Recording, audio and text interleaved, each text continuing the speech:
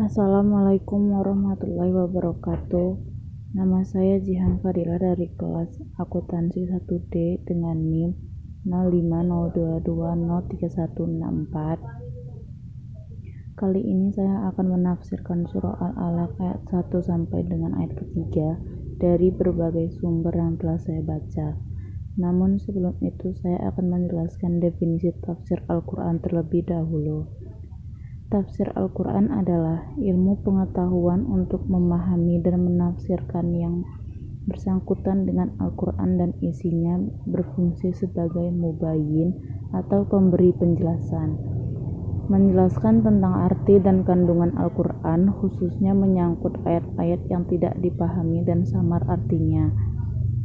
Kebutuhan umat Islam terhadap tafsir Al-Quran sehingga makna-maknanya dapat dipahami secara penuh dan menyeluruh merupakan hal yang mendasar dalam rangka melaksanakan perintah Allah sesuai yang dikehendakinya. Surah Al-Alaq sendiri adalah surah yang ke-96 dan terdiri dari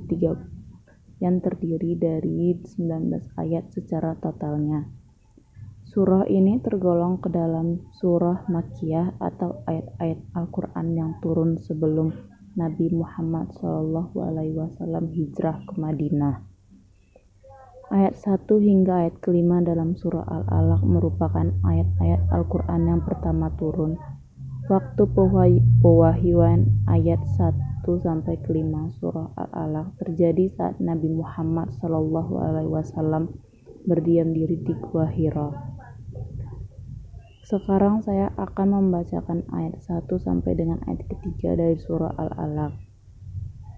A'udzu billahi minasyaitonir rajim. Bismillahirrahmanirrahim. Iqra bismi rabbikal ladzi khalaq.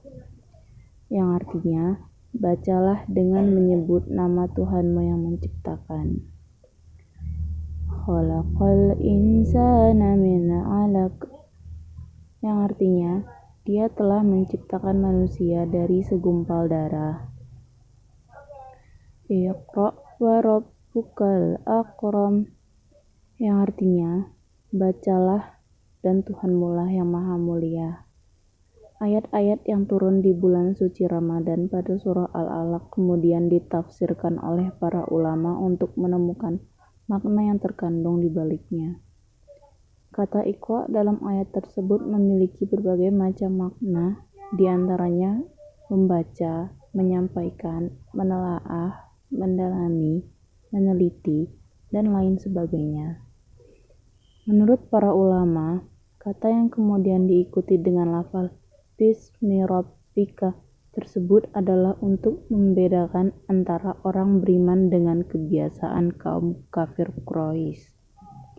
Sebab pada saat itu kaum kafir Quraisy terbiasa menyebutkan berhala sesembahan mereka ketika memulai segala sesuatu. Misalnya, mereka kaum kafir Quraisy tersebut terbiasa menyebut Bismi Al-Lata.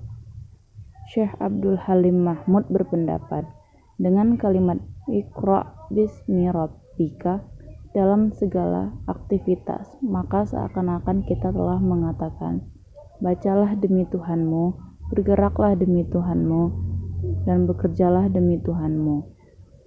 Meskipun ketika seseorang hendak berhenti dari aktivitas melibatkan nama Allah, maka itu artinya seluruh aspek kehidupan seperti sujud, cara dan tujuannya semua dilakukan karena Allah Subhanahu wa Ta'ala. Makna perintah membaca dalam ayat di atas bukan dalam arti membaca tulisan atau sebuah kitab, melainkan lebih dari itu. Sebab Nabi Muhammad menurut para ulama adalah seseorang yang tidak bisa membaca dan menulis. Kendati demikian, Nabi Muhammad dikenal sebagai seseorang yang cerdas dalam membaca realitas, sehingga ia memiliki jiwa sosial yang tinggi, revolusioner, jiwa kepemimpinan, dan seterusnya. Pada ayat ketiga, perintah membaca kembali diulangi. kali ini disandingkan dengan penegasan bahwa Allah adalah zat yang maha pemurah.